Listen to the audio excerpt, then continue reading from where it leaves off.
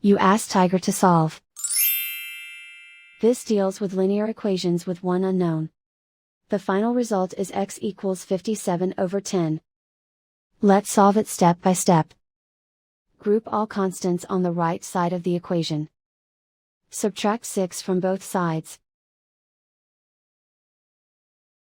Simplify the arithmetic.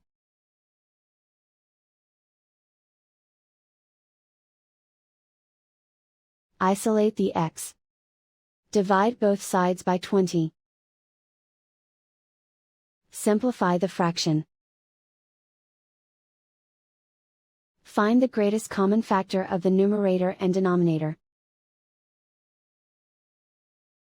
Factor out and cancel the greatest common factor. And so the final result is x equals 57/10.